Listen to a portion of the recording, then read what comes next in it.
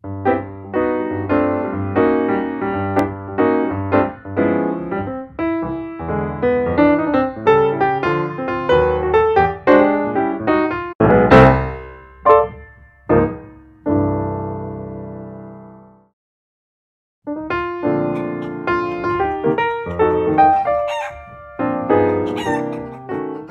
morning, everybody. Welcome to this week's summer reading program.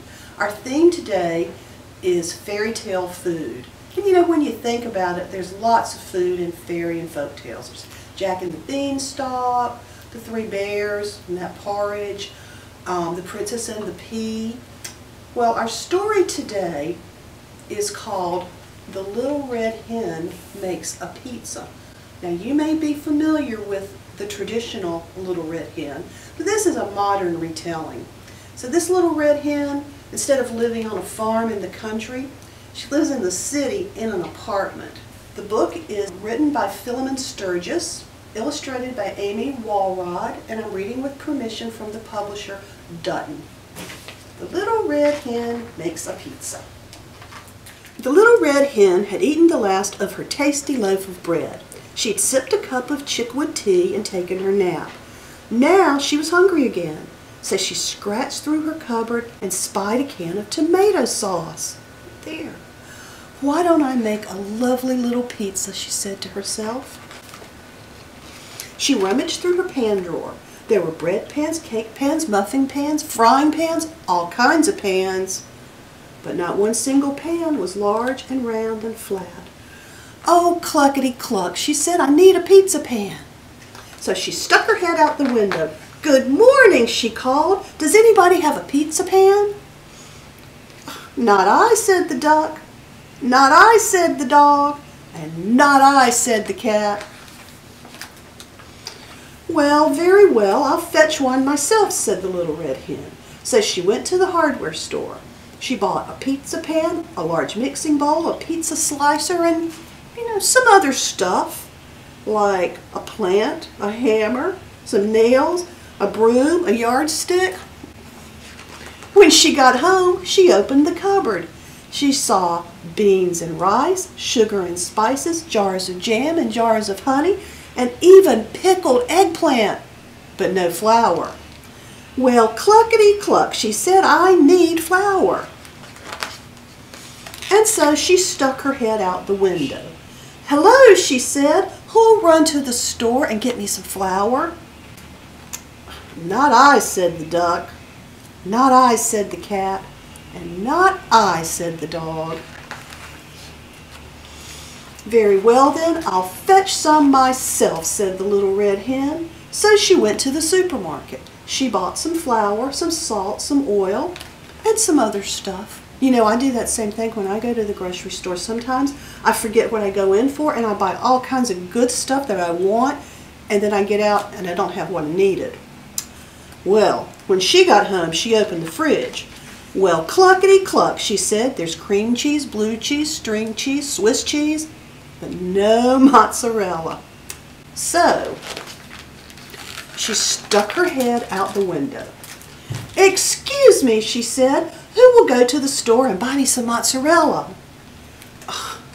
Not I, said the cat. Not I, said the duck. And not I, said the dog. Well, very well, I'll fetch some myself, said the Little Red Hen. And so the Little Red Hen went to the delicatessen. She bought some mozzarella, pepperoni, and olives, mushrooms, onions, and garlic, a can of small anchovies, and some chocolates and strawberries and raspberries, but no pickled eggplant. When she got home, the Little Red Hen put on her apron and stuck her head out the window. Good afternoon, she said. Who will help me make some pizza dough? Not I, said the duck. Not I, said the dog. And not I, said the cat. Well, very well then, I'll make it myself, said the Little Red Hen. So she put the flour and some other stuff into her mixing bowl and stirred and mixed and mixed and kneaded and pounded until she had a big ball of pizza dough. After the dough rose, the little red hen rolled it flat and folded it and rolled it again and spun it around her head several times. And when the dough was just right, she tossed it way up in the air one last time for good luck and put it in her pizza pan. Then she stuck her head out the window once again. "Excuse me," she said, "who will help me make the topping for the pizza?" Oh, no, they're not even really paying attention to her at all. "Not I," said the duck. "Not I," said the cat. And "not I," said the dog. "Well, okay, I'll make it myself," said the little red hen. And so she chopped and grated and sliced. Next, she opened her can of tomato sauce and spread it all over the pizza dough. On top of that, she put some grated mozzarella, some sliced pepperoni, some chopped olives, some mushrooms, some onions, some garlic, some anchovies, and some other stuff, but no pickled eggplant. The little red hen looked at her pizza, and it looked just right. She put it in the oven, and she sat down to sip a cup of chickweed tea. Pretty soon, a delicious smell drifted from the oven. It filled the room and floated out the window. "Oh, my lovely little pizza must be ready," she thought. Her friends are starting to take notice out there in the street. Well, her pizza was lovely, but it wasn't little.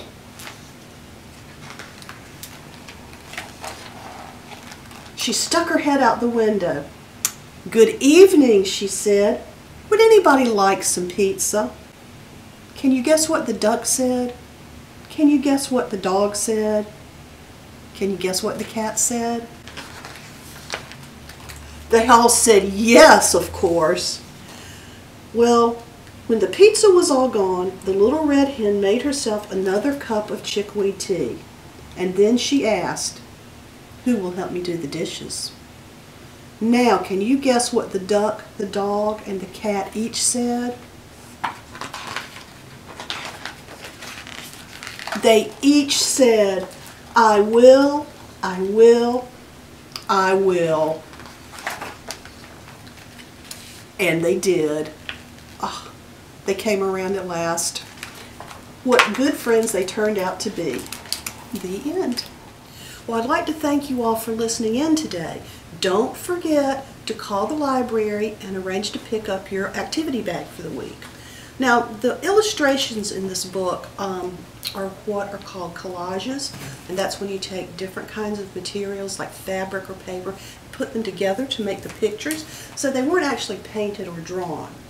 What you're going to have in your bag are the things that you would need to make a collage pizza. So you're going to use your paper plate. You've got several colors of construction paper to cut out whatever your favorite toppings are. And there's an instruction sheet.